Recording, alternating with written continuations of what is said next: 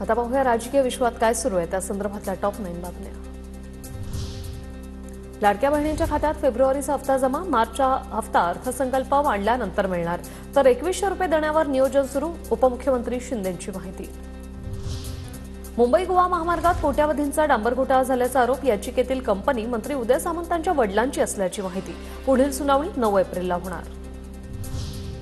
पुण्यातील सोमेश्वर कारखान्यातील कथित गैरव्यवहार प्रकरणी लेखापरीक्षण संस्थेला 15 मार्चपर्यंत अफरातफर शोधण्याची मुदत, संबंधितांवर गुन्हे दाखल होणार। विजय वडेट्टीवारांना मुंबई उच्च न्यायालयाच्या नागपूर खंडपीठाची नोटीस, निवडणुकीसाठी दाखल शपथपत्रावर आक्षेप, नारायण जांभुळेंकडून वडेट्टीवारांविरोधात याचिका। दक्षिण सोलापूरमधील संभाव्य पडझड रोखण्यासाठी मातोश्रीवर बैठका, उद्धव ठाकरेंच्या उपस्थितीत बैठकीचं आयोजन। सोलापूरचे जिल्हाप्रमुख अमर पाटलांनी राजीनामा दिल्यानंतर बैठकीचं आयोजन। 12 मार्चच्या मुंबईतील शक्तीपीठ महामार्गाविरोधात मोर्चाला स्वाभिमानीचा पाठिंबा, काही शेतकऱ्यांचं मात्र महामार्गाला समर्थन, तर महामार्गाला माझा व्यक्तिगत विरोध नाही, हसन मुश्रीफांची प्रतिक्रिया।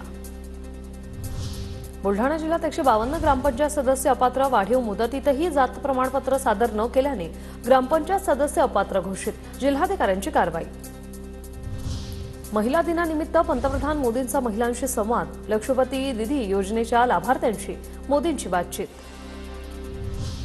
शरद पवारांची रणजितसिंह मोहिते पाटलांचा मुलगा विश्वजित सिंह यांच्या विवाह सोहळ्याला हजेरी, पवारांकडून नवदाम्पत्याला आशीर्वाद।